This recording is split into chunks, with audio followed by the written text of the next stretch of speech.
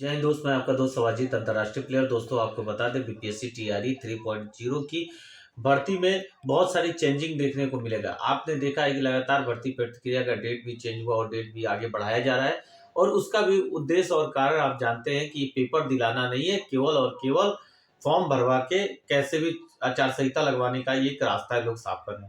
दूसरा चीज कि इसमें 10 वर्ष की उम्र भी आपको छूट देखने को मिलेगी ही मिलेगी।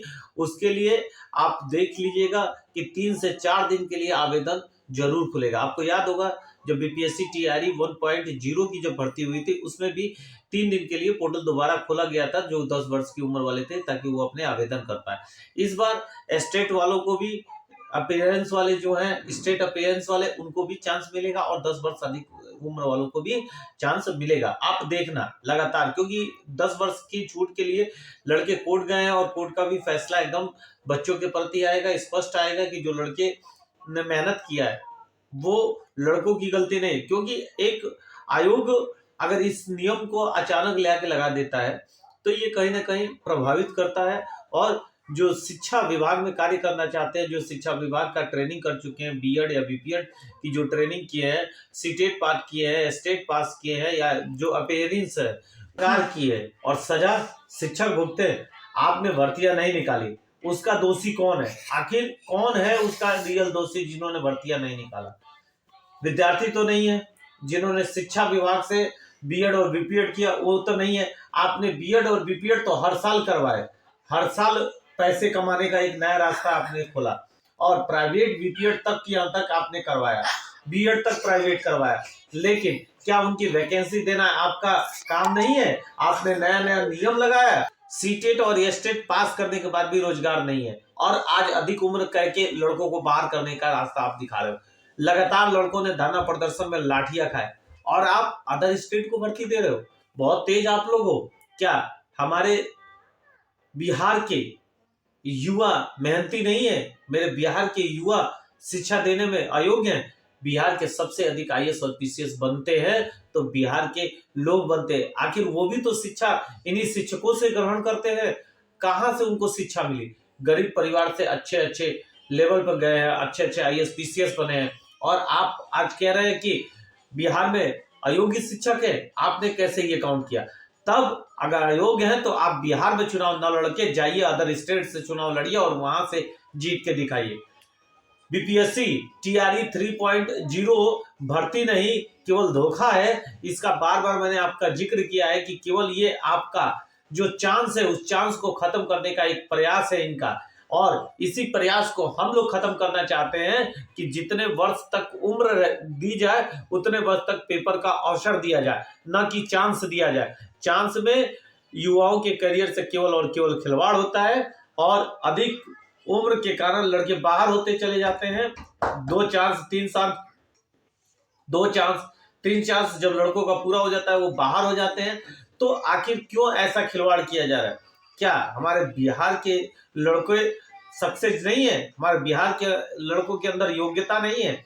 हम लोग अयोग्य हैं जो बीएड बीपीएड करके बैठे हैं, आज अंतर्राष्ट्रीय लेवल की टीमें तैयार कर रहे हैं, आज जो ओलंपिक लेवल के प्लेयर को तैयार करने में अपना पूरा समय जाया करता है, जो ओलंपिक जो कमेटी होती है उसके लिए काम कर रहा है, जो ओलंपिक संघ के लिए काम कर रहा है, जो ओलंपियाड पेपर कराने के लिए लड़के काम कर रहे हैं, वो गलत है। आज हजारों ऐसे टीचर हैं जो कि ओलंपियाड की तैयारी करवाते हैं कि अच्छे लेवल पर नेशनल और इंटरनेशनल लेवल ओलंपियाड में जाके बच्चे अच्छा परफॉर्मेंस करके हमारे देश के लिए, हमारे राष्ट्र के लिए मेडल लेके और हमारे राज्य का नाम रोशन करें। क्योंकि एक राष्ट्र के लिए मेडल जीतना और उसमें राष्ट्र भी के साथ साथ राज्य भी गौरवान्वित होता है, इसका कार्य करने का कोई कार्य करता है तो बिहार के शिक्षक करते हैं। और बिहार छोड़ के इलाहाबाद, प्रयागराज के अलावा लखनऊ, दिल्ली जाके हमारे यहाँ के लड़के पढ़ा रहे हैं। अगर वहां जाके हमारे यहाँ के लड़के जब पढ़ा रहे हैं, एजुकेशन दे रहे हैं, तो क्या हमारे बिहार में एजुकेशन नहीं दे सकते हैं?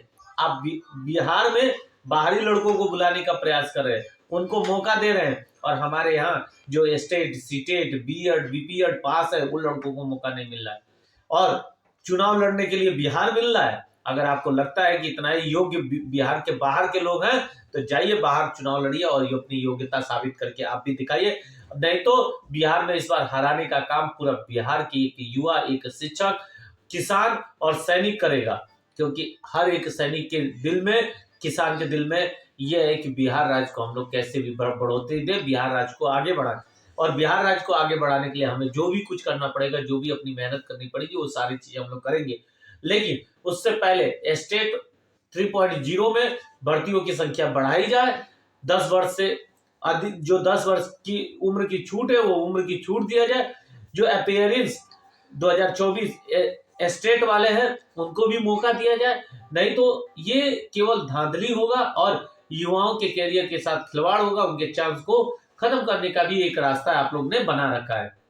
और जब पूर्व सीटेट और एस्टेट वाले ही फाइट करेंगे, तो आप, इससे बढ़िया है कि वो पहले से भी पास है, उसी पास में इस सीटें बढ़ा के उनको भर्ती कर लीजिए। जब नए स्टेट, नए सीटेट वालों को आप मौका नहीं देंगे, तो उसमें के बेहतरीन ऊपर के मलाई छट के आपके हिसाब से लड़के भर्ती हो गए हैं, तो आपको सीटेट और एस्टेट दोबारा से कराना चाहिए, या दोबारा से जो लड़के फॉर्म भरे हैं प्रेजेंस वाले, उनको मौका देना चाहिए, उनसे फॉर्म भरवाना चाहिए और उनको चांस देना चाहिए।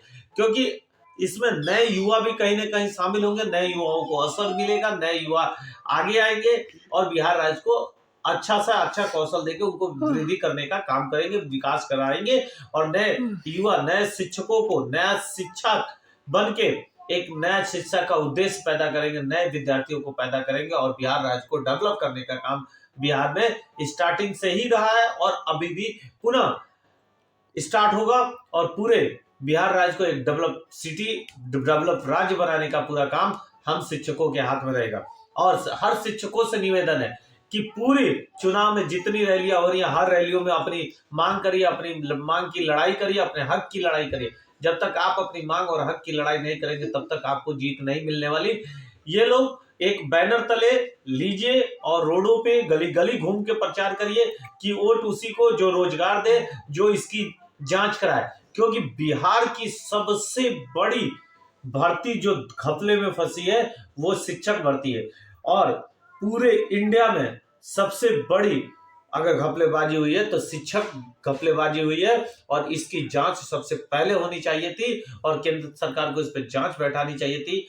लेकिन किसी ने कोई जांच नहीं बैठाए और बिहार राज्य में आके अपना प्रचार कर रहे हैं। और आप और हमारे माँ बाप वहां पहुंच के इस चीज को दिखा रहे हैं कि हम लोग सपोर्ट गलत लोगों का कर रहे हैं। जब गलत लोगों का सपोर्ट करेंगे, उनको सपोर्ट अच्छा मिलेगा, तो आप और हमारे रोजगार के लिए वो कभी नहीं लड़ेंगे, न सामने आएंगे।